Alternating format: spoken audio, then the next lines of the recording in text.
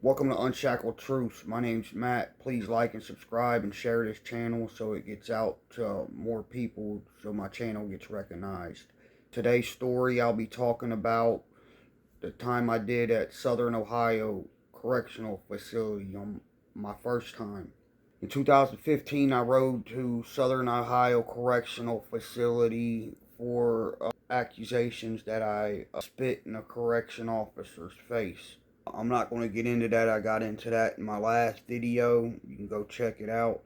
Anyway, while I was down at when I rode down to Lucasville, I was put in the orientation block, and then they came and got me a couple days later, took me to K-side and put me in the doo-doo slinging block. They got a doo-doo slinging block down there for people that throw poop and stuff on each other.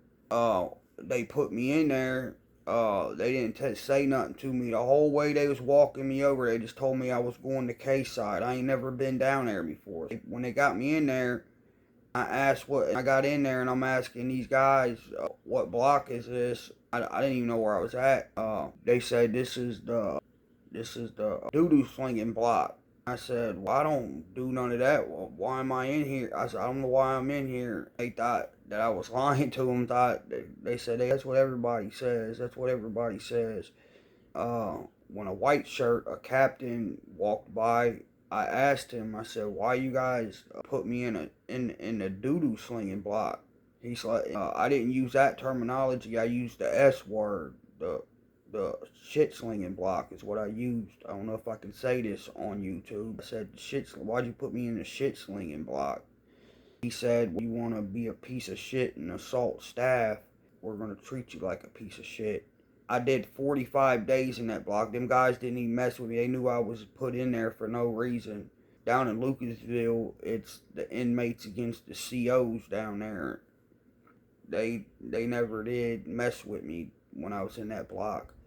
I ended up doing like 45. You got to do like 40. You got to do 15 days downstairs and another 30 up. They made me do 45 days downstairs and another 60 up. So I had to stay in that dorm for a long time. When I got released from that dorm, they sent me to a dorm called J2. It was the mental health block. I was on mental health meds at the time. They stuck me in the mental health block. A lot of cell bangings, all it is. They sling doo-doo. And matter of fact, I got into it with a gang member. He was a heartless felon. It was over a football game. It was the Cincinnati Bengals versus the Cleveland Browns. He got all mad because the Browns was losing. I was cheering for the Bengals because that's my home team. He got all mad, told me if I didn't have any money on the game, that shut the F up. And I was like, man, whatever, dude. I said, I ain't shut nothing up, dude. And that's what I told him. He said, well, I got you when we go down to phone calls. Back then, they gave us phone calls once a week. In 4B, you got phone calls once a week. Sometimes you can ride it twice a week. It depends on what COs are working. Once a week. Well, I'm sitting down on the weekend. I'm sitting down on my bed down at Lucasville. It's all bars. They got outside the bars up on the walls. They got every like 3 or 4 feet. They got TV so all the cells can see them. I'm watching TV. This dude comes with a shampoo bottle wrapped up in a magazine, spray with doo-doo in it, and sprays me in the face. I immediately go wash my face and stuff. I had phone call after him. When I got phone call after him, I had a bunch of these batteries, a whole crap load of them, a bunch of AA batteries. With the cells being bars, I come out to go for my phone call, because when they call you out to go for a phone call, they just rock your door. There ain't no CO in the dorm with you. The COs were all the way up in the booth. They open your door and you go out to your phone call. I take that back in 4B because it's been such a long time since I've been to prison. First the CO comes and leg shackles you, and then walks off the range, and then goes and pops your door. My bad about that. Yeah. And as soon as he popped my door, when I went down to that dude's cell and I unloaded on him, I took them batteries. I hit him in the head with them. I hit him a couple times in the head. Hit him in the body and everything for throwing doo-doo on me. Spraying me in the face. I wanted to do a lot more to him than what I can say on social media. Yeah, I was upset. That was that incident. After I did a year, 2 years in 4B. They sent me out to 4A. 4A, you get more movement. It's like a transitioning phase when you're at Lucasville. You got to do like a year in 4B, especially if you got a staff assault on you, like I did. I think you got to do 2 years if you got a staff assault. I think it's a year though. Staff assault, I think, is 2 years. Don't quote me on it.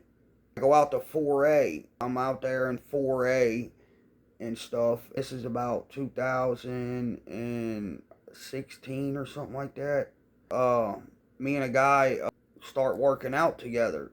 I'm thinking we're becoming friends. Saying we're working out, we're hanging out, we're doing everything together. Some white guy named Military. Anyway, we're walking back from chow one day. I'm behind him, in line behind him. I was like, hey man, we working out today? He had this real bad attitude. He was like my drill sergeant or something, or like he was trying to punk me. And he just turned around. He's like, oh, I'll tell you when we're just started barking and just had a real bad attitude. I said, hey man, I said I'm the wrong person to talk to like that. I said they leave these doors cracked open for 5 minutes. I said if we can get to our cells once we get in that block, we can hit as soon as we get in there. I said, don't talk to me like that. That's when he got all scared. He didn't get scared. He was playing a strategic game. He's like, I don't want no problem. Straight clammed up after I jumped on him. He's the one that popped off with the attitude and stuff. I was just asking if he wanted to work out. We get back to the dorm, and I go in the cell. I called him out, so I went in the cell. I went in my cell and I took my shirt off. His cell was past mine, so he had to walk past my cell to get to his cell. As soon as he walked past my cell, I said, come on up in here, man, real quick. I had my shirt off and everything. He just kept walking past. I was like, all right. So, they shut our doors. 6 months go by. He's getting his security raised. They're getting ready to ride him to a level, not raised, lower. They're getting ready to transition him to a level 3. He owes money. He owes people in them a bunch of them level 3s money. A real dangerous gang in Ohio. I'm not going to say the name of the gang. He owed them.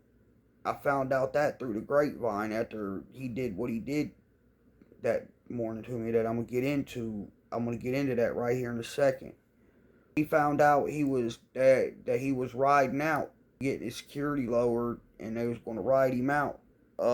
He stayed up all night long. Was boiling hot water with a stinger with the chili packs from the ramen noodles that we got off commissary. The very next morning at 6 o'clock in the morning, they call breakfast. They pop our doors for breakfast. We got to go to the chow hall in 4A for breakfast. Anyway, they pop our doors. It's like 6 a.m. I'm half awake, and I didn't have no money on my books at the time, so I went and ate every meal. I hear my name, Steinman. I'm ignoring it, because I'm trying to get to chow. I ain't wanting to talk to nobody or none. I want to go to chow and come back and go back to sleep. And so he kept saying my name, and I turned around, and as soon as I turned around, he hit me with that chili seasoning in the face, that hot water. Thank God that it cooled down a little bit, because it wasn't that hot. It was hot. It wasn't that hot. The chili seasoning got right in my eyeballs, blinded me instantly. He ended up getting me over the top range and shoving me over the top range. I grabbed a hold of him, and he went over with me. I broke my elbow in half, fractured my forearm, and cracked my wrist. I got the scars right here from it. I got two plates. I got two plates holding my elbow together. The scar goes all the way up to there. And I got three screws holding the fractured forearm together. There's scars down there where they did surgery. And I got a cracked wrist that's got degenerate's disease. It's what the doctor said. He did all that, and I grabbed a hold of him. He broke his leg in three different places because I dragged him over with me because I grabbed a hold of him. And my body weight, when he shoved me over, pulled him over with me. He did a flip. I don't know if he did a flip or something, but he when he was over the ring, when he would come over, I seen him with his coming over with me. I don't know how he come over. He ended up landing on his feet and breaking his leg in three different places. They end up putting us both in the hole. They didn't send us to the hospital or nothing. They took us down to medical. They put it in a sling. My arm was in a sling for 3 months before I went to OSU because in Ohio prisons, you don't go to the local ER and stuff to get surgeries and stuff or get looked at. They don't even call an ambulance for you unless you're literally dying and better and hope that you're still living by the time the ambulance comes through all the prison security checks. Anyway, my arm was in a sling for 3 months. So they schedule you for OSU. It's a Columbus, Ohio State University. 3 months later, I went up there for surgery. When I went up there for surgery, that guy had to go. The guy that threw me over the top range, he had to go to CMC, which is a medical hospital, but also a transport hub. They take you up there and they put you in a cell, and every prison goes up to that hospital every day to pick inmates up and take inmates up there to CMC. I had to go to CMC so that the COs can take me to OSU. That's the way it goes. Anyway, I went to OSU. He ended up riding up there with us. Anyway, he told the lieutenant, soon as we got down to the change out and get changed out and shackled up, he said that he told the lieutenant to put a separation on us. The lieutenant, when he got down to me, because there was a bunch of white shirts and a bunch of COs that were shackling us. When he got down to me, he's like, "You got a problem with that guy down there?" What guy? I was trying to play it off because I was going to try to assault him on the bus. I said, "No, I don't got no problem with that guy. I don't know why he just got a problem with me." He's like, "No." He said that he put a separation on you. I was like, "No, I ain't got no problem with him. I don't know that dude." They ended up getting on computer and reading our conduct reports because he said something. They went and fact checked it on the computer. When they load us on the bus to go up to CMC, they put him on the front of the bus with the level 2s. They put me on the back of the bus with the Lucasville guys where he was supposed to go with me. He didn't. They put him up there with the Chillicothe guys because we stop at a level 2 prison and pick a bunch of level 2 guys up. They sit on the front of the bus. The Lucasville guys are locked in the cage on the back of the bus and in shackles and black boxes and stuff. Yeah, he assaulted me. That's what happened, and went up there. You could hear the COs just laughing at him about how he was the one that attacked me. Is the one crying for a separation when we got around each other. That told me everything I needed to know about it, dude. He's a coward. He committed a cowardly act because he's a terrified dude. It taught me a lesson also. It taught me a lesson to never underestimate anybody, because a scared person act violent out of fear. They would act cowardly. They would act cowardly out of fear. And I didn't even mess with the guy. There was nothing to be feared of. He didn't want to fight. I'm not the bully type. I ain't gonna press up on him and extort him either. I'm just gonna tell him how it is and offer to fight him. If they don't fight, I'm not a bully. I'm not gonna do all that. I'm not like that. But anyway, I did 3 years down there in Lucasville. After that incident, I went home after that. I had like 7 months left on my sentence after that. And I ended up going home. That was my first bit at Lucasville. That was the only bit of trouble that I was ever in down there. Till next time, till the next prison story or the next video I put out, please like and subscribe to this one if you like it. I know it's my first time making a good YouTube video. I got another one, but this is like I'm new to this realm right here. I'm just getting learning it.